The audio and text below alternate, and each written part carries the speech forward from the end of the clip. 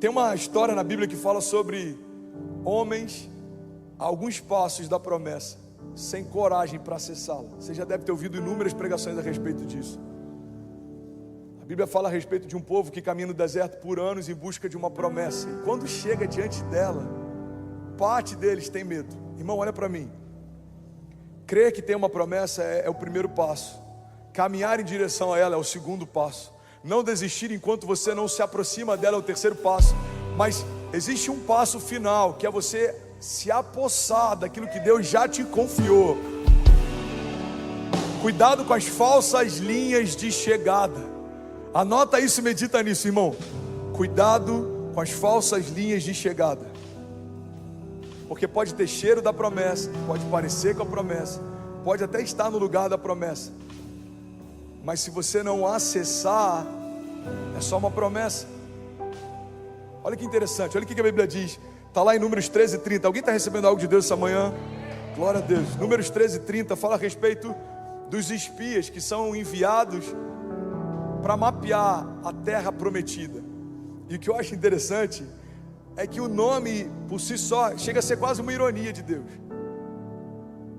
Como que o povo chama aquele lugar? De terra prometida. Irmão, olha para mim. Não é uma terra que eles acharam do nada.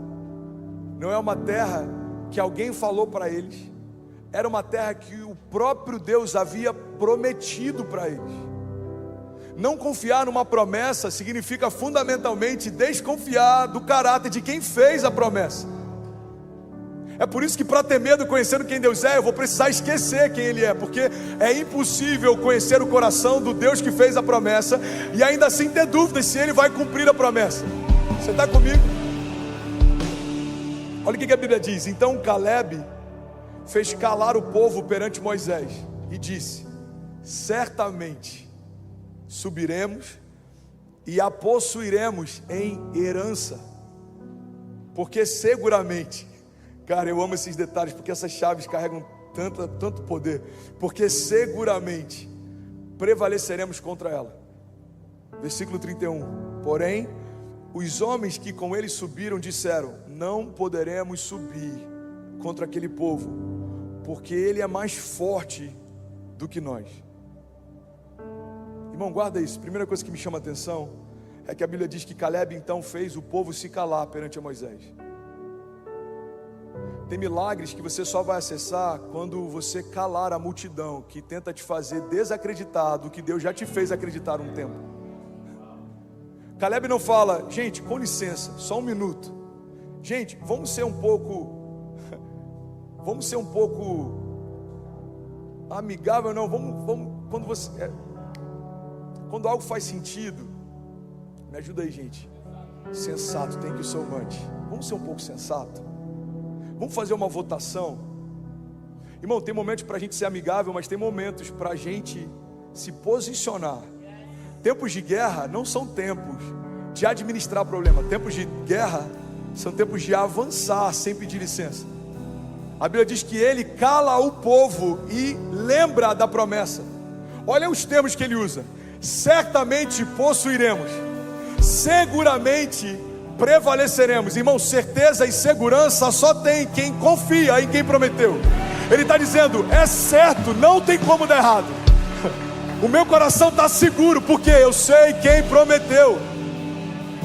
Então ele cala a multidão e ele traz à memória a promessa. Irmão, tem promessas que você não está confiando, porque a voz dos ruídos ao teu redor se tornou mais alta do que a voz da promessa dentro de você. A gente vê isso com a filha de Jairo. A Bíblia diz que quando chega lá, Jesus diz: olha, a menina não morreu, apenas dorme. E a multidão riu dele. Guarda isso, irmão. A multidão que chorava a morte dela, agora ri do milagre dela. Olha para mim. Você percebe que a multidão não tem dificuldade de chorar a tua desgraça, mas tem dificuldade de celebrar o teu milagre? Eu quero pregar nessa manhã. Tem alguém que está comigo? A filha de Jairo morreu, todo mundo se reúne para chorar. Jesus chega na casa e fala: não, ela não morreu, ela apenas dorme. Todo mundo começa a zombar do milagre. Irmão, chorar com os que choram é bíblico, mas se alegrar com os que se alegram também. E a multidão nem sempre tem as duas partes, dos dois lados dessa moeda. Tem gente que quer chorar com você, mas não consegue celebrar com você. Por quê? Porque a dor conecta. A dor é algo que é fácil de conectar. É por isso que uma pregação almática é fácil da gente se conectar. A gente está chorando, daqui a pouco está todo mundo emocionado. Por quê? Porque a minha dor conecta com a sua. É um ponto de contato. E a multidão tem essa característica. A multidão consegue se assimilar e ver algo que conecta com a sua dor, mas nem sempre ela vai confiar no milagre que Deus prometeu para você. E é por isso que o que Caleb fez foi exatamente o que Jesus fez tempos depois. A Bíblia diz que Jesus então mandou que a multidão saísse, e aí então ele entrou na casa. Tem milagres que só vão entrar na tua casa quando a multidão sair dela.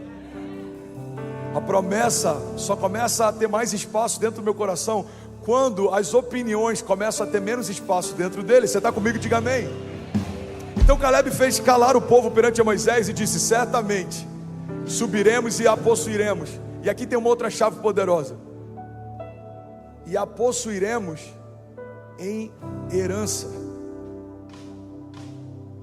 Caleb sabia que a conquista que eles viveriam não tinha a ver com a força dos exércitos que eles tinham, mas com a força da promessa que eles carregavam. Irmão, olha para mim. Não tem nada mais poderoso do que receber de Deus aquilo que Deus desejou te dar. É uma herança, é irrevogável, é intransferível, é inquestionável, está acessível. O que eu preciso ter? O que eu preciso fazer então, pastor, para poder ter acesso à minha herança? Primeiro você precisa conhecer ela. Alguém que não sabe a herança que carrega é como alguém que não carrega herança nenhuma. Segundo, você precisa ter consciência, maturidade para receber a herança. A Bíblia diz que o herdeiro, enquanto é menino, de nada difere do escravo, mesmo que seja dono de tudo. A Bíblia está dizendo, a questão não é se você tem herança, a questão é se você tem maturidade para poder acessá-la. Porque enquanto não temos maturidade para acessar a herança, de nada diferenciamos dos escravos, não temos acesso a nada. Caleb entendeu algo que poucos entenderam.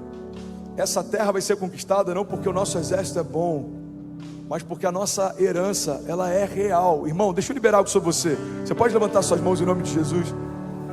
Eu declaro que 2022 vai ser um ano de você fazer menos força e viver mais milagres por graça. Favor imerecido marcando os seus dias. Favor imerecido levando você a lugares que sozinho você não poderia. Eu declaro em nome de Jesus, a gente não vai caminhar debaixo de uma autojustiça. Não é porque você fez para merecer, é porque Jesus fez e entregou para você. Não é porque você é bom, é porque o Pai é bom e Ele desejou te dar. Eu declaro em nome de Jesus, irmão, a herança que Ele estabeleceu para essa nova estação sendo liberada sobre você, e nada vai reter aquilo que Deus declarou que te daria. Eu declaro plenitude sobre você e sobre a tua casa, para viver cada promessa que Deus confiou para você. Se você crê nisso, diga amém. Você pode celebrar no seu lugar. A possuiremos em herança. Não tem a ver com o que eu vou conquistar, irmão. Tem a ver com o que eu vou receber. Você só tem que estar lá no dia da batalha. Gideão reúne milhares de homens. Deus fala, tem gente demais. Aí alguns milhares saem, ele olha, tem centenas. Ele fala, tem gente demais ainda. Até que ficam 300, ele fala, tá bom. Gideão, isso é para que quando vocês vencerem a batalha, não se orgulhem do número de homens que tinham com você, mas tenham plena convicção que a vitória foi dada pelo Deus que foi com você. Deus não precisa de números, irmão. Ele só precisa que a gente acredite, confie naquilo que Ele disse que faria. Se Deus disse que vai acontecer, declara comigo, já aconteceu. Porém os homens que com ele subiram disseram, não poderemos subir contra aquele povo, porque ele é mais forte do que nós. E aqui tem uma outra chave interessante. Números 13, 33, um pouco mais à frente, eles falam assim, nós éramos aos nossos olhos como gafanhotos, e assim também éramos aos olhos deles. Olha que interessante. Eles olham para o seu exército e olham para aquele exército e eles falam, aos nossos olhos a gente é como um gafanhoto. E aos olhos deles, também. Só esqueceram de perguntar aos olhos de Deus como eles se pareciam. Mas sabe o que é interessante? Olhando para a história deles, isso parece óbvio, mas é exatamente aí que a gente tropeça muitas vezes. A gente se olha e procura no espelho respostas para viver o que Deus disse que a gente viveria, e não encontra, porque não é natural o que vai te dar acesso a uma promessa sobrenatural. A gente olha para os desafios, para os nossos gigantes, e a gente olha para eles e olha para a gente e fala, não tem como acontecer. Mas a promessa não acontece por aquilo que você tem, ou pelo tamanho que os seus gigantes têm, mas é por aquilo que Deus disse que faria. Deus disse que faria algo na América, então eu não posso olhar para mim e falar, eu não tenho visto, eu não falo inglês, eu nunca vim para cá, tá tudo novo, não conheço ninguém. Ou olhar para a América e falar, tem outros ministérios mais incríveis, que estão aqui há mais tempo, que tem mais recursos, porque não tem a ver comigo e não tem a ver com eles, tem a ver com Ele. Faz sentido para você? Ele ama confundir os que pensam que são e promover os que sabem que não são, mas sabem quem Ele é. Os que pensam que são serão abatidos. A soberba precede a queda. Os que sabem que não são e confiam no grande eu sou, esses são os improváveis. É quando a gente vê alguém que a gente fala, cara, não faz sentido o que ele está vivendo. Pois é, ele parou de olhar para si e para os outros e voltou a olhar para quem prometeu. Irmão, olha para mim, 2022 tem inúmeras promessas esperando por você e para a tua casa. Mas se você olhar para a economia, você vai desistir de confiar nelas. Se você olhar para as fronteiras, se você olhar para a política, se você olhar para as circunstâncias, se você olhar para o que os outros dizem, Deus está chamando a gente a olhar de novo para aquilo que Ele já disse que faria. Você está comigo? Eles se sentiam fracos em relação aos povos que já estavam lá. Mas essa é a chave. O que vai te dar acesso à promessa não é a tua força, é a promessa. A promessa é a chave que abre qualquer porta. Você já parou para perceber, irmão, que independente do tamanho das portas, todas elas carregam quase que proporcionalmente o mesmo tamanho de chave? Você já teve a oportunidade de ir na casa de alguém milionário ou alguém que tem muito dinheiro e a porta da casa dele é maior do que o pé direito dos 2 andares da sua? Alguém já foi numa casa assim? Aí você olha aquela porta e fala, mano... Mas a chave que abre aquela porta não é proporcional ao tamanho daquela porta. Esse é o poder da chave. A chave é o que libera acesso. Se são portas pequenas ou portas enormes, o que você precisa para acessar é a chave. E qual é a chave que vai te dar acesso à promessa? Se você crer e não duvidar, assim será feito. Em outro momento a Bíblia diz, tudo é possível ao que crê. A fé é tratar coisas que não são como se já fossem. O que dá acesso à promessa é crer e não duvidar. Aqui a gente está vendo homens que voltaram dizendo, não tem como, vamos desistir. A gente está vendo um homem que está dizendo, irmão, Deus prometeu, vai acontecer. E aí, tudo bem? Você acabou agora de assistir um vídeo. Se você ainda não está inscrito, já se inscreve também no nosso canal, ativa esse sininho aqui embaixo de notificação e toda vez que eu fizer uma live ou estiver transmitindo uma mensagem ao vivo, você vai ser um dos primeiros a saber. Mas eu deixei mais 2 indicações aqui que eu espero que façam muito sentido para você, então já aproveita e clica para assistir a próxima mensagem, beleza? Seja bem-vindo ao time de incendiários e eu espero de verdade que essas mensagens mudem a sua vida como elas têm mudado a minha também. Até a próxima, valeu!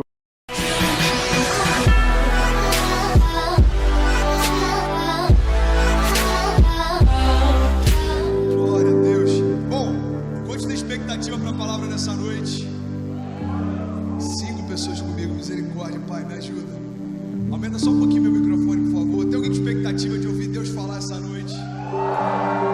Glória a Deus, eu quero compartilhar uma palavra que Deus tem gerado essa semana no meu coração. E eu quero te convidar de verdade a celebrar comigo a palavra de Deus, amém? Não fica apático não, cara, vibra com essa palavra, deixa ela entrar em você e ela gerar vida dentro de você, amém? O tema de hoje é segue-me. Você pode repetir isso comigo? Diga, segue-me. Eu quero falar sobre o convite mais doce que Jesus podia fazer para mim e para você. 2 Coríntios 5:17 diz, portanto, se alguém está em Cristo, é nova criação.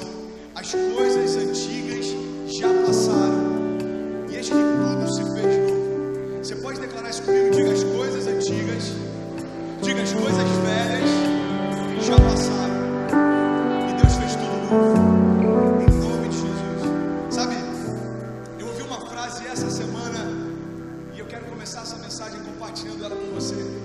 Ela me fez meditar demais sobre algumas coisas. Eu quero te convidar a meditar sobre ela também. Um pastor que eu admiro bastante, ele disse: discipular quem Jesus Cristo não converteu nos matará emocionalmente. Tentar discipular alguém que Jesus não converteu vai te matar emocionalmente. Porque é impossível discipular alguém que não nasceu de novo. Quantos estão entendendo isso? Você sabia que o maior cansaço que existe em todo pastor e todo líder é tentar discipular alguém que não nasceu de novo? Porque se você não nasceu de novo, existem realidades que ainda não estão disponíveis para você. Quantos estão entendendo? E ele completa essa declaração dizendo o seguinte: é a mesma coisa que tentar ensinar um peixe a voar. Sabe, eu quero falar com vocês sobre realidades dessa nova criação. Quero falar sobre nascer de novo. Quantos podem dizer que nasceram de novo? É maravilhoso que a palavra nos convida, porque o convite do Evangelho é que a gente possa se parecer com Jesus. E eu tenho visto uma geração que deseja se parecer com Ele. O único problema é que se a gente não nasceu de novo, é impossível a gente se parecer com Ele. O Evangelho é um convite para que a gente se pareça com Ele, e esse convite nos leva a um encontro, só que esse encontro precisa gerar em nós novidade de vida. E é sobre isso que eu quero falar nessa noite. Sabe, o poder ativo do Evangelho flui a partir da ressurreição. Você pode declarar isso comigo? Diga: o poder do Evangelho flui a partir da ressurreição. Acompanha comigo, cara, não perde nada daquilo que Deus quer falar no teu coração. Filipenses 3:10, se você está com a sua Bíblia, abre ou acompanha comigo aqui no telão. Filipenses 3:10.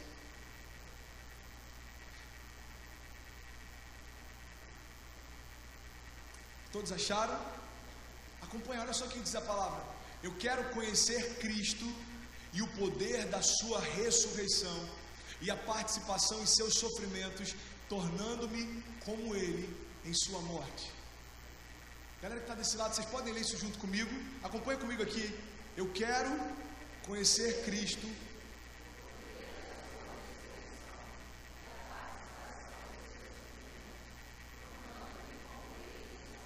Preste atenção. A palavra diz que o que existe de mais desejável para o coração do homem é se parecer com Jesus, amém?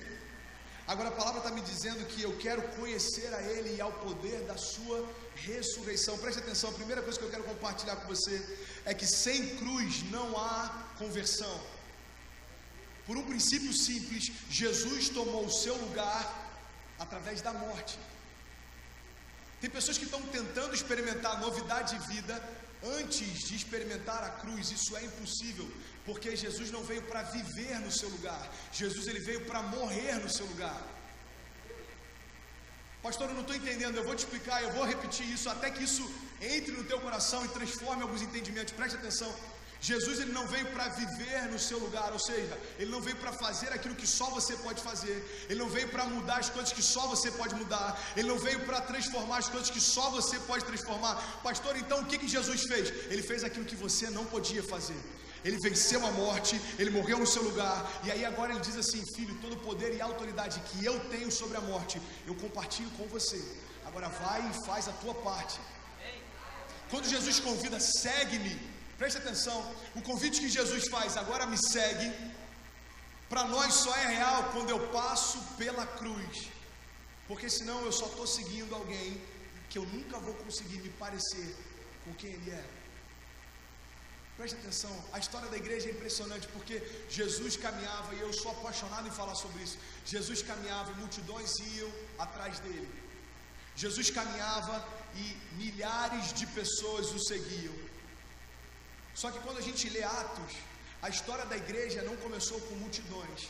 A história da igreja começou com poucos, mas que entenderam que precisariam morrer para quem eram, para que então nascessem quem Deus sempre quis que eles fossem. Pastor, eu quero experimentar um novo começo. Está disponível para mim? É claro que está. Mas um novo começo só está disponível quando o velho morre. O novo começo só acontece quando as coisas velhas de fato passam.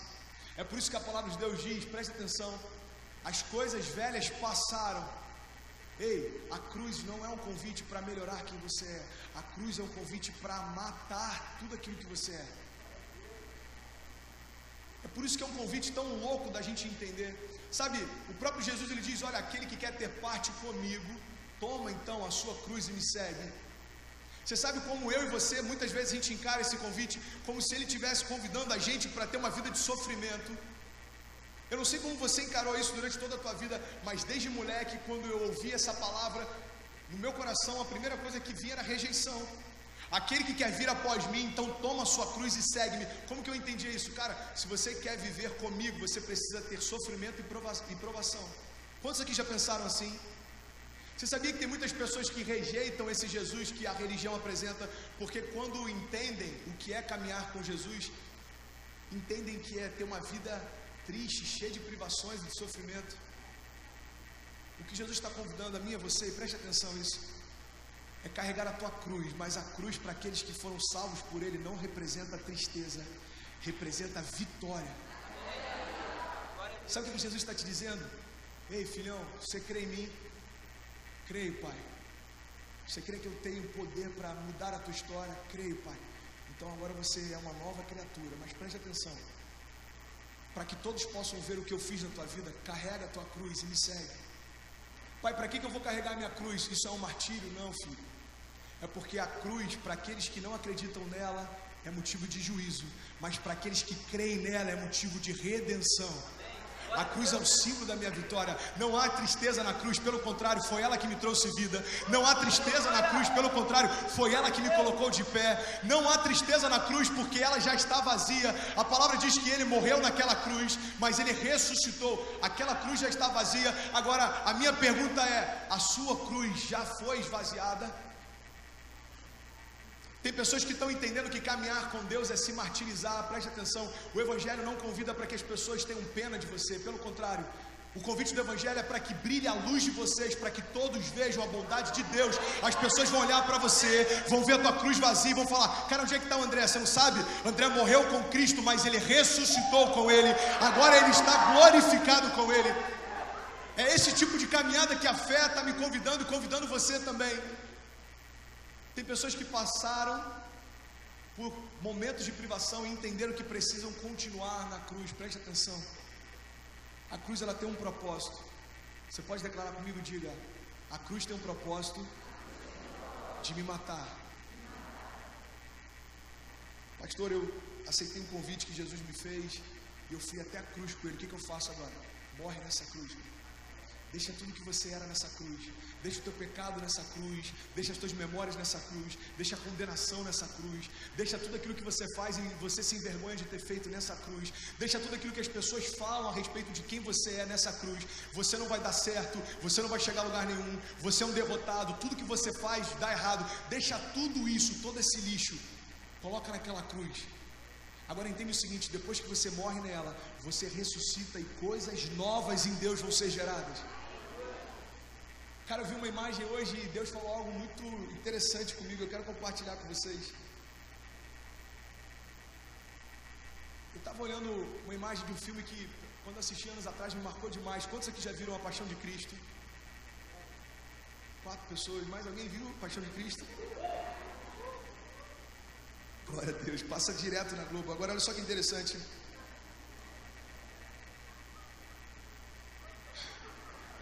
Entendi, gente. Que bom que você riu. Eu estava vendo uma foto de Cristo crucificado nesse filme A Paixão de Cristo. Preste atenção, por favor, isso pode ser libertador para hoje. Algo tão simples, cara, tão bom quando Deus fala com a gente de forma simples. Às vezes a gente está esperando Ele falar de uma forma tão complexa e Ele está falando e a gente não entende. Deus, eu não estou entendendo, é porque você está esperando algo muito grande. Eu estou me revelando para você em coisas simples. Olha que coisa simples, mas poderosa. eu estou vendo aquela foto que representa Jesus crucificado, amém? Todos conseguem imaginar essa imagem? E nessa foto está lá a imagem de Jesus crucificado, e ele já estava morto, ele já tinha se entregue, ele já tinha declarado: está consumado, e ele já estava morto. Você pode declarar isso? Diga: Jesus já estava morto. Agora, não sei se você já parou para reparar, não sei se você já prestou atenção nisso, mas Jesus não ressuscitou na cruz. Jesus não ressuscitou na cruz. Jesus não recebeu um Espírito de Deus enquanto estava ali, e ele ressuscitou enquanto ainda estava crucificado. Sabe o que Deus falou comigo? Filho, o meu filho foi retirado daquela cruz morto. Pastor, o que você quer dizer com isso? Eu quero dizer que aquilo que você era precisa de fato morrer naquela cruz, porque depois que você passa por esse processo, aí então vai nascer o novo de Deus. Jesus saiu daquela cruz morto, pessoas carregaram o corpo dele morto, pessoas sepultaram ele morto. Agora, ao terceiro dia, você pode dizer isso comigo? Diga: ao terceiro dia, diga: o meu rei ressuscitou. Sabe o que eu tenho visto? Pessoas que estão tentando agonizar na cruz e falando: Deus, eu não preciso morrer, tem qualidades em mim que eu gosto, tem coisas que eu fazia que eu quero manter. Deus, tem coisas que eu fazia que eu quero continuar, não precisa me matar, apenas traz sobre mim um pequeno processo e me tira daqui, Pai, porque eu quero continuar fazendo o que eu fazia antes. Quantos estão entendendo? Pastor, ninguém deseja fazer o que fazia antes, então por que a gente faz? É porque a gente ainda não entendeu que a cruz não é para melhorar quem a gente é. A cruz é para anular, é para cancelar tudo aquilo que a gente é. Ei, você quer experimentar os melhores dias da sua vida? Eles estão te esperando depois da cruz. Declara isso comigo, diga: os melhores dias da minha vida estão me esperando depois da cruz. Gálatas 6,14 diz: quanto a mim, que eu jamais me glorie, a não ser na cruz do nosso Senhor Jesus Cristo, por meio da qual, diga, por meio da qual o mundo foi crucificado para mim, e eu fui crucificado para o mundo. Se existem pessoas procurando o André antes da cruz, não vão encontrar, porque aquele André morreu nela. Se existem pessoas que estão procurando quem você era antes da cruz, não vão encontrar, porque esse alguém já morreu. Agora, se eles quiserem experimentar o novo de Deus, está disponível em você. Você quer ver novidade de vida? Está disponível em você. Amanhã eu estou aqui batizando minha mãe. Algumas pessoas que vieram à frente em Cabo Frio são pessoas da minha família, que me viram crescer e conheceram o André antes da cruz. Mas agora eu tenho autoridade em Cristo para apresentar o que Deus fez em mim depois dela. O André de hoje é o André que ressuscitou com Cristo. O antigo não existe mais. Você quer procurar vestígios do André antigo? Você pode achar até fotos, nada além disso. Agora, pastor, você quer falar sobre isso hoje? A mensagem é tão pesada? Não, cara, eu quero falar sobre projetos e sonhos de Deus para você. Mas você precisa entender que eles só são reais quando aquilo que não é de Deus morreu. Quantos estão entendendo isso? Colossenses 1,13 diz: pois Ele nos resgatou do domínio das trevas e Ele nos transportou para o reino do Filho do seu amor. Sabe, uma outra coisa que eu quero compartilhar com você é que a cruz significa a mudança de natureza, não de estilo de vida. Eu vou falar de novo para que isso arda no teu coração.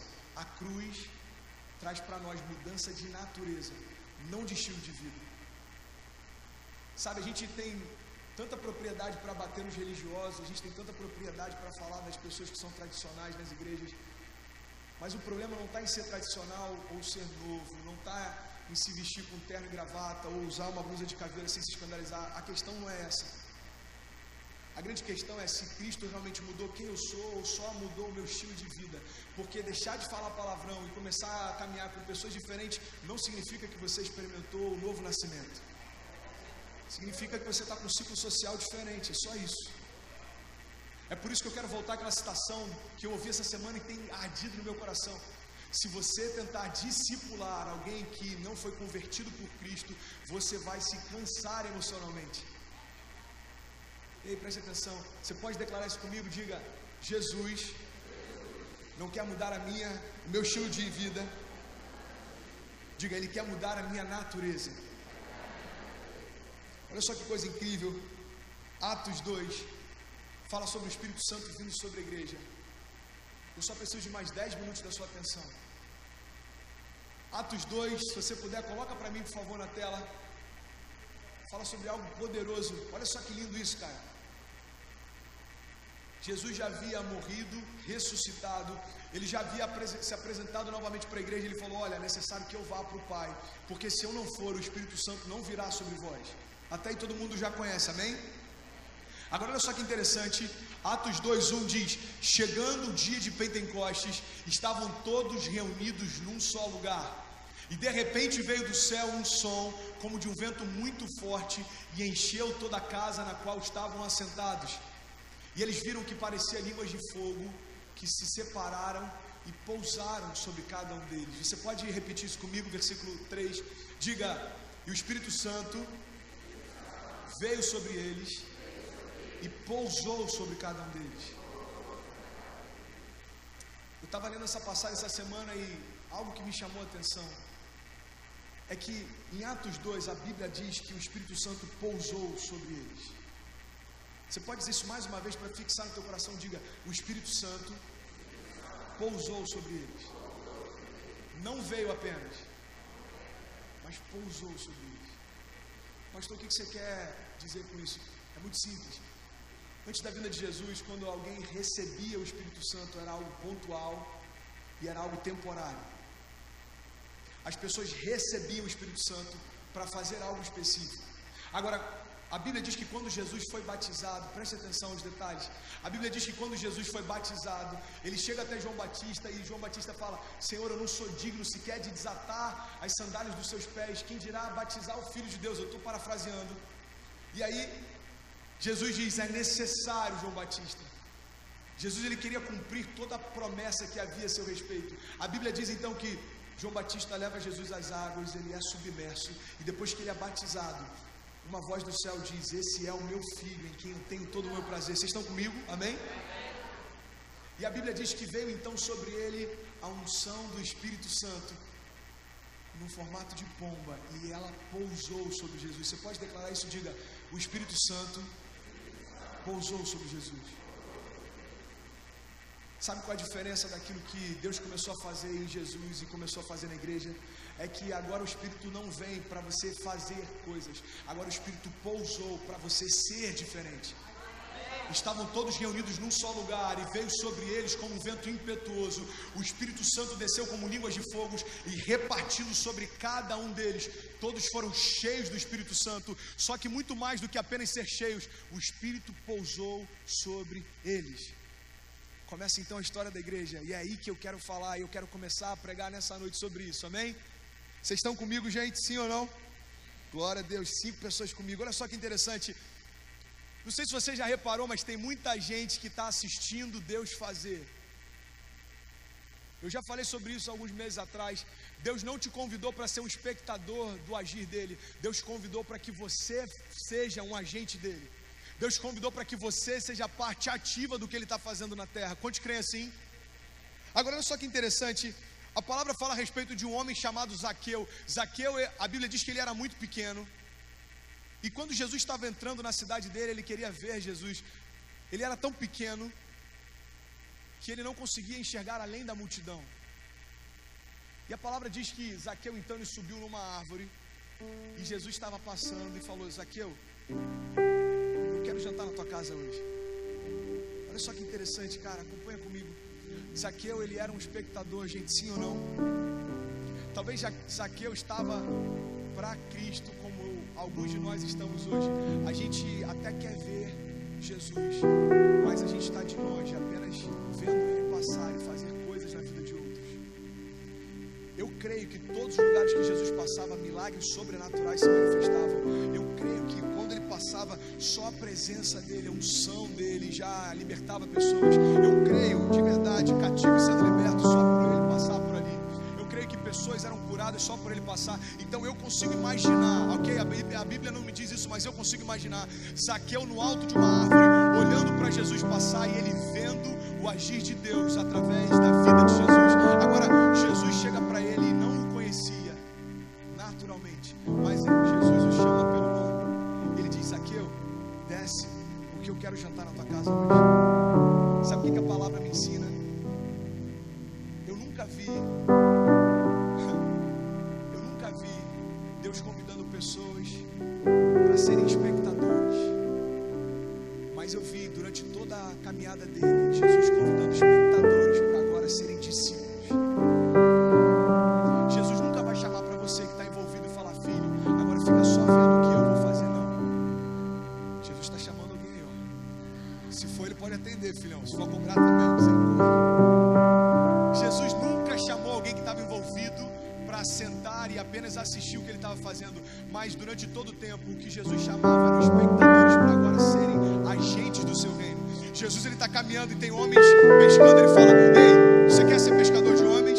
Então me segue, larga tudo que você tem. Aí ele passa por um cobrador de impostos, ele fala: você quer experimentar coisas que você nunca imaginou? Então larga tudo e me segue. Pessoas que eram espectadores do seu agir agora passaram a ser agentes do seu reino. Pessoas que só viam Deus fazendo, agora Deus fazia através delas. Pessoas que só ouviam falar o que Jesus podia fazer, agora eles eram o centro da revolução da igreja de Cristo na terra. Ei, Jesus morreu, ressuscitou e voltou para o Pai. O que ele está dizendo para a igreja é o seguinte: agora eu não vou fazer mais nada fisicamente, mas eu continuo fazendo através de você, e através de você, e através de você. Quantos estão entendendo isso? Digam glória a Deus. Pastor, eu não quero ficar assistindo o mover de Deus, eu quero fazer parte disso. O que eu preciso? É só você dizer sim para esse convite simples. Segue. Olha só que coisa linda. Eu quero compartilhar com vocês, a gente já está quase finalizando, sobre um cara que teve uma experiência surreal com Jesus, e ele se chama Pedro. Eu fico impressionado porque Pedro, ele é intenso em tudo que ele faz. E Pedro recebeu de Jesus 2 vezes esse convite: vinde após mim. Você sabia que as primeiras palavras que Pedro ouviu de Jesus foram: vinde após mim? E você sabia que as últimas palavras que Pedro ouviu de Jesus também foram: vinde após mim? Olha só que interessante. Você que pode, abre a sua Bíblia comigo, por favor, no livro de Marcos, capítulo 1.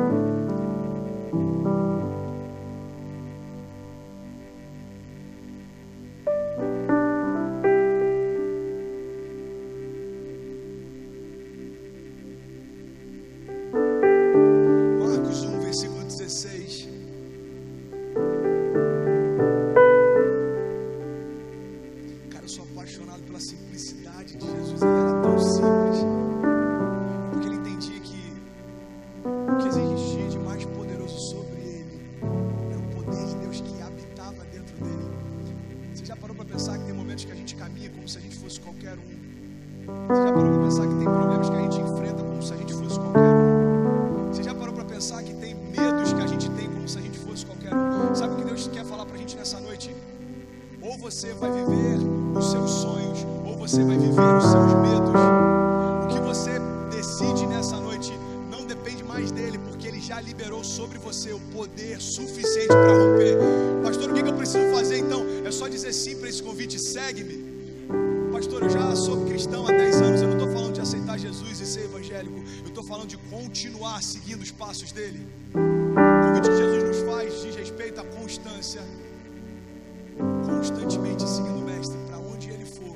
Se você estiver atrás dele, você vai ver os melhores dias da sua vida. Olha o que Pedro experimentou. Marcos 1,16 diz: andando à beira do mar da Galileia, Jesus viu então Simão e o seu irmão André lançando a rede ao mar, pois eram pescadores. Versículo 17: e disse Jesus: sigam-me e eu os farei pescadores de homens. Marcos 1,18 diz: no mesmo instante, você pode repetir isso comigo, diga: no mesmo instante. Diga: no mesmo instante, eles deixaram as suas redes e o seguiram. Cara, o chamado que Jesus tem para nós não é algo que a gente pode pedir para ele esperar um pouco. Sabe por quê? Porque algumas vezes passa. Jesus não ficou naquele lago esperando aqueles que diriam sim para o convite. Ele simplesmente passou, convidou, e aqueles que entenderam o seguiram. 2 dias depois, se alguém chegasse no mesmo lugar e falasse: cara, aquele convite que ele fez há 2 dias atrás, eu quero aceitar, ele está aqui ainda. Não, Jesus já passou, já foi. Agora, sabe qual é a boa notícia? Nos dias de hoje, quantas vezes você desejar dizer sim para esse convite, são a quantidade de vezes disse que Ele está de braços abertos para te receber. Jesus, eu quero mudar minha história hoje. Ele está de braços abertos para te receber. Jesus, eu quero me lançar nos teus sonhos hoje. Ele está de braços abertos para te receber. Olha só, acompanha comigo. Marcos 1 fala sobre Jesus chegando para Pedro e convidando ele para ser pescador de homens. Agora abre sua Bíblia em João 21. A gente já está finalizando. A galera do louvor pode subir. João 21, versículo 20.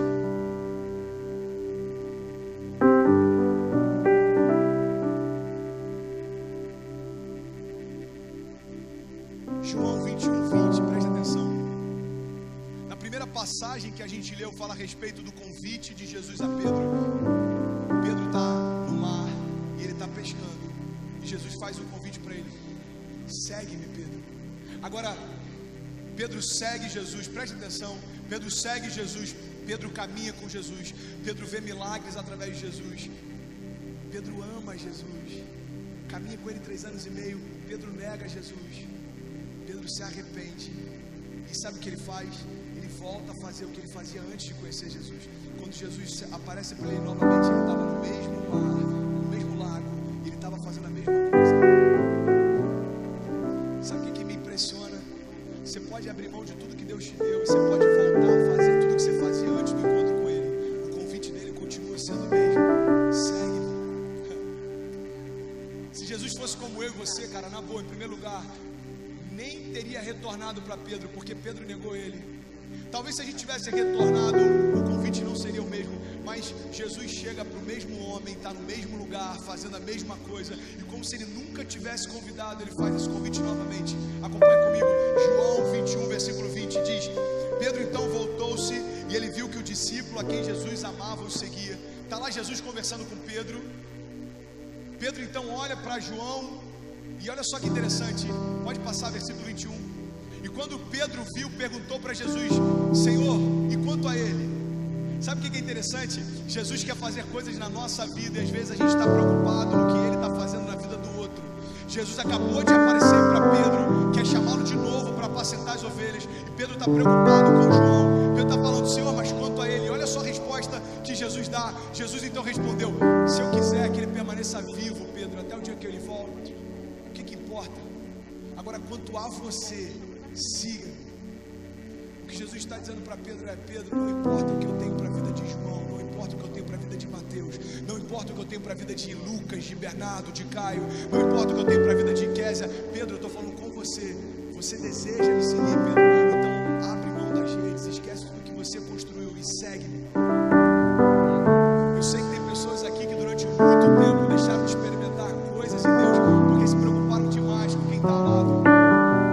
Jesus vem falar com você nessa noite: filho, o que te importa, o que eu quero fazer com teu irmão? O meu convite hoje é para você: larga tudo o que você está fazendo e me segue hoje. Cara, olha só que coisa interessante. Jesus, ele é incrível, porque a preocupação que ele tem com Pedro é a mesma preocupação que ele tem comigo e com você. Eu estou finalizando agora. Jesus chega para Pedro, preste atenção. Jesus chega para Pedro e ele faz uma pergunta: Pedro, você me ama? E Pedro fala: claro, Senhor, que eu te amo. Então apacenta minhas ovelhas. Pedro, tu me amas? E Pedro diz: é claro, Senhor, que eu te amo. Pedro, então alimenta as minhas ovelhas. E Jesus faz a terceira pergunta: Pedro, tu me amas? Ele fala, ele chega a se angustiar, ele chega a se entristecer. Ele fala: Senhor, tu sabes de todas as coisas, tu sabes que eu te amo. Então apacenta as minhas ovelhas. Presta atenção, eu quero finalizar aqui. Sabe o que me constrange no amor de Deus? Jesus é o próprio Deus, criador dos céus e da terra. Jesus é o poder de Deus que criou todas as coisas antes de Pedro e depois de Pedro. Mas ele se preocupa ao ponto de chegar diante de um homem limitado, pecador, e perguntar: você me ama? Ei, você já parou para pensar nisso? O Deus criador está preocupado se você o ama. Deus não perguntou para Pedro se ele o amava, porque o amor de Pedro capacitaria para o seu chamado, não. Pedro perguntou, Jesus perguntou, porque ele se importa. Quando Jesus se apresenta para você, ele pergunta para mim todos os dias: filho, você me ama? Pai, por que você está perguntando isso? Porque me importa saber o teu coração a meu respeito. Você está aqui hoje, eu não tenho a menor ideia de como é a tua história com Deus. Deus e como você vê Jesus, mas o que eu vim dizer nessa noite é que Ele se importa com o sentimento que você tem nele. Se você o ama, eu quero te convidar a ficar de pé. Eu quero orar com você nessa noite, em nome de Jesus.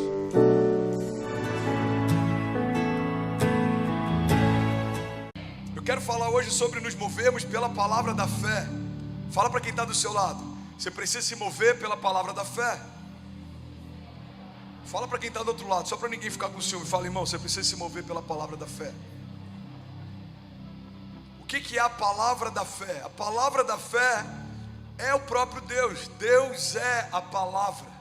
O Deus de milagres, o Deus do impossível, o Deus do sobrenatural, o Deus que manifestou a redenção, o mesmo Deus que desenhou as estrelas, o mesmo Deus que desenhou o seu interior, o mesmo Deus que esqueceu do seu passado, do teu pecado, quando você foi redimido em Jesus. É o mesmo Deus que desenhou o teu futuro e já está lá esperando você chegar. É esse Deus, o Deus da palavra, o Deus de aliança, o Deus da promessa, o Deus que é a palavra. Sabe, a Bíblia não contém a palavra, a Bíblia é a palavra.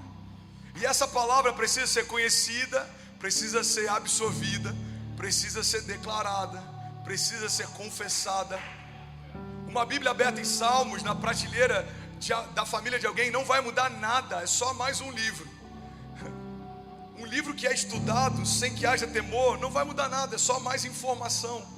Mas a palavra revelada muda histórias. A palavra revelada é quando o próprio Deus se apresenta para nós. Alguém está comigo aqui, gente? Pelo amor de Deus, eu não estou falando de mim, eu estou falando dele, eu estou falando do Deus da palavra. Se a palavra não mudar a tua história, nada muda, irmão.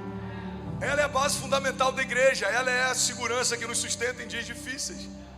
A palavra que criou todas as coisas quando nada existia é o que sustenta, apesar de tudo se levantar. Então a gente tem que ter esse entendimento: o Deus que criou tudo quando nada existia é o Deus que sustenta mesmo que todo o inferno tente destruir. Ninguém pode desfazer o que Deus fez, desfalar o que Deus falou. Então eu continuo preso, agarrado, firmado na primeira palavra que Deus me deu. Você está comigo? Diga amém. Primeira chave que eu quero compartilhar a respeito da palavra da fé é que você se torna aquilo que você está falando.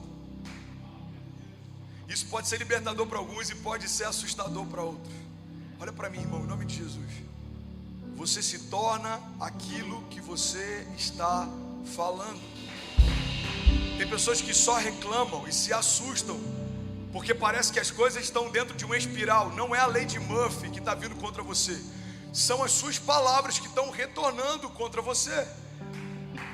Você conhece alguém que só espera o pior e depois de algum tempo parece que só o pior está acontecendo? Por quê? Porque você liberou palavras, palavras se tornaram realidades e elas voltaram para bater na sua porta. Foi feito um estudo há algum tempo atrás, eu vi um pastor americano falando sobre isso e eu achei incrível.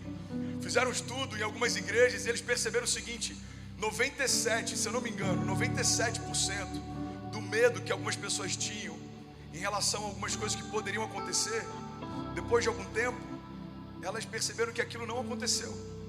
97% do medo dos entrevistados não se tornou uma realidade. Então, o que eles perceberam é que a gente acaba tendo tanta preocupação com coisas que nem vão acontecer, que a gente acaba ocupando a nossa mente com um espaço que deveria ser para a gente liberar milagres e maravilhas e cenários que vão acontecer. Irmão, às vezes a gente está preocupado demais com gigantes que ainda nem chegaram, a ponto de não gastar tempo liberando palavras sobre milagres que vão chegar. Se torna uma igreja em busca de livramento o tempo inteiro. Livramento da fuga, livramento do medo, livramento da imigração, livramento da polícia, livramento do que seja. Irmão, Deus não te chamou para ser um fugitivo buscando livramento o tempo inteiro. Deus te chamou para liberar novas realidades, abrir a boca e usar a voz profética que a igreja tem. Essa é a palavra da fé. Tratar coisas que não são como se já fossem, trazer existência aquilo que não existe. Isso é fé. Qualquer coisa abaixo disso é positivismo. Qualquer coisa ao lado disso é entretenimento. Mas a fé é um firme fundamento, é uma firme convicção. A fé não deixa espaço para dúvida. A fé não negocia com o natural. A fé diz o que vai acontecer e pronto, já aconteceu. Isso é fé. Isso é fé, irmão. Tudo é possível ao que crê. Pastor, eu acho que você está exagerando. Então a palavra está exagerando. A palavra está dizendo: tudo é possível ao que crê. Se você crer e não duvidar, assim será feito. Se vocês permanecerem em mim, as minhas palavras permanecerem em vós, me pedirão o que quiserem e lhes será concedido. Isso é a palavra. Não é a minha teologia sistemática a respeito de fé e milagres. É o que a palavra diz. Crer e não duvidar. Eu lembro que uma vez eu estava ministrando numa conferência no Rio, e aí um pastor que estava pregando no dia, ele fez um convite para quem precisava de cura. Eu achei aquilo incrível. Ele falou: quantos creem que Jesus pode curar? Levanta a mão. As pessoas levantaram. Você que está enfermo e precisa de uma cura, sai do seu lugar agora e vem aqui à frente. E aí eles vieram. E aí ele orou por aquelas pessoas, mas não convidou aquelas pessoas a orarem. E aí depois a gente foi jantar. Eu falei: pastor, por que você não convidou quem foi à frente para fazer uma confissão de fé? Ele falou: André, porque quando ele levantou e saiu do lugar, ele está tendo uma atitude de fé. Mas tem muita gente que tem uma atitude de fé, mas logo depois tem uma confissão de dúvida. Então eu prefiro me agarrar à primeira atitude que ele teve e crer com ele até que o milagre aconteça. Irmão, às vezes a gente tem fé para levantar de alguns lugares e andar até outros, mas é no meio do caminho que muita gente começa a duvidar se vai acontecer. Não é para começar. No começo a gente tem fé misturado com euforia, expectativa. A gente está excited. Esse negócio vai dar certo. Eu vou começar esse business. O aluguel é caro, mas está tudo certo. O down payment eu vendi algumas coisas, mas vai dar tudo certo. E a gente começa. A gente tem uma palavra, a gente tem fé, a gente tem uma expectativa. Mas na primeira crise, muita gente começa a duvidar. Será que Deus vai fazer o que falou que faria? Será que Deus vai cumprir o que disse que cumpriria? É no meio do caminho que tem muita gente esmorecendo na fé. O desafio não é começar, irmão. O desafio é permanecer enquanto os meus olhos não veem o que Deus disse que faria. É quando o nosso natural começa a sabotar o sobrenatural. Irmão, pega essa chave. O natural está o tempo inteiro tentando sabotar o sobrenatural, plantando dúvidas. Será que vai se cumprir? Será que vai acontecer? Será que vai? Irmão, duvide das suas dúvidas, mas não duvide da sua fé. Será que eu fui chamado? Você acha que eu nunca tenho? Eu estou falando aqui, eu não sou um super crente, não. Você acha que eu não tenho dúvidas? Você acha que às vezes vem um culto como esse que não está tão cheio como poderia? Você acha que eu não me questiono? Será que eu entendi certo? Será que Coral Springs celebra o que a gente carrega? Será que é para esse lugar? Será que é nesse tempo? Mas aí logo em seguida eu preciso duvidar das minhas dúvidas e me firmar na palavra que Deus deu. Eu sei o que Ele me mostrou, eu sei o que Ele me falou. Então não tem a ver com o que eu sinto, tem a ver com o que Ele fala. Muita gente aborta ações de Deus porque para dar ouvido para sentimentos e não está ouvindo a palavra. Sentimentos, fala para quem está do seu lado. Sentimentos passam, irmão. Sentimentos passam. Tem gente desistindo por causa de sentimentos. Tem gente saindo da igreja por causa de sentimentos. Tem gente abandonando a jornada de fé por causa de sentimentos. Tem gente deixando dúvidas entrarem no seu coração por causa de sentimentos. Por isso que a gente precisa ter uma fé firmada na palavra, uma fé firmada em Deus e nas suas promessas, uma fé firmada numa rocha inabalável. Porque sentimentos todos nós temos. A gente tem um dia mau, a gente tem um dia do desânimo, a gente tem um dia do cansaço. Só que a gente precisa deixar sentimentos de lado e se firmar a palavra, porque os sentimentos mudam, mas a palavra não. Você quer um exemplo claro que todo homem casado vai entender muito bem? Existe um período que com certeza foi estabelecido depois do pecado, chamado TPM. Não, com certeza, a mulher agora vai sentir dores de parto. Toda a dinâmica que Deus mudou a partir do pecado, com certeza a TPM está envolta nisso. Então, o que é a TPM? É um período que a mulher está com uma bomba de hormônios emocionalmente. Algumas ficam instáveis, mais irritadas. Agora é impressionante, quando a sua esposa entra na TPM, você já sabe, você está na TPM, né? Ah, tá. E quando ela sai, é como se um Shrek tivesse ido embora, apareceu uma princesa da Disney. Você fala: o que aconteceu? Ah, já sei, TPM acabou.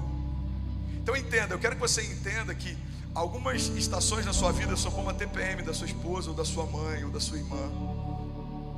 Parece que nunca vai passar, mas quando você acorda, vai ver, já passou. São temporárias. Eu estou usando uma brincadeira para criar uma analogia, para você entender que tudo que é sentimento é temporário, tudo que Deus estabeleceu é eterno. Mas olha que loucura, às vezes a gente abre mão de coisas eternas por causa de sentimentos temporários. É por isso que ele fala, olha, a gente não tem que se firmar naquilo que se vê, porque aquilo que se vê é momentâneo, mas aquilo que não se vê é eterno. O meu chamado em Deus é eterno, a minha identidade é eterna, a minha salvação em Deus é eterna. As promessas que Deus me fez são palavras de vida eterna. Agora, os meus sentimentos são momentâneos, mau humor momentâneo, desânimo momentâneo, cansaço momentâneo, perseguições momentâneas, crises momentâneas. Tudo passa, irmão. Inclusive estações boas também. Quantas pessoas a gente não conhece que estavam vivendo um momento incrível e depois se estabilizou e está tudo bem. Isso é vida real, real life. Isso é vida real.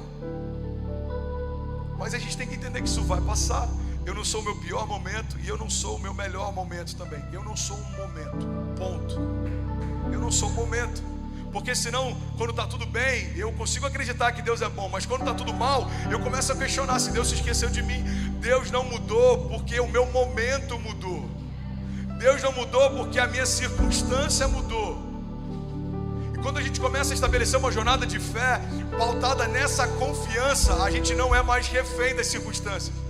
E você está ouvindo isso de alguém, e quem caminha ao meu lado sabe, tem momentos que eu chego a parecer até frio, porque essas coisas não tiram a minha alegria. Se hoje eu precisasse, por algum motivo migratório, voltar para o Brasil, Deus, eu tenho certeza que no seu tempo perfeito tem algo que o Senhor quer fazer com a minha família no Brasil. Se Deus me enviasse para outra nação, Deus, estava tudo tão incrível aqui, mas imagina o que o Senhor vai fazer então nessa próxima.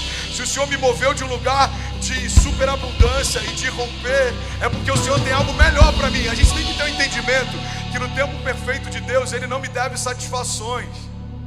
Ele sabe o que é melhor para mim. Por mais que eu não entenda hoje, vai fazer sentido amanhã. A gente fica mais em paz, irmão. Um médico que cuidou de mim quando eu estava internado há 5 anos atrás veio visitar a gente algumas semanas atrás. E ele falou: pastor, como é que você está? Como é que está o seu coração? Eu falei: eu estou bem, eu estou ótimo. Às vezes bate um cansaço e a minha mente começa a falar: será que é bom fazer um check-up? Mas aí logo depois eu duvido das minhas dúvidas. Eu falo: não, eu estou completamente sarado, a minha saúde é perfeita, está tudo certo. Mas eu confessei algo para ele que eu sinto de confessar isso para vocês aqui. Tem poucas pessoas ouvindo, somos só 4.000 famílias online, mais alguns aqui. Vou falar com muito temor e diante de Deus.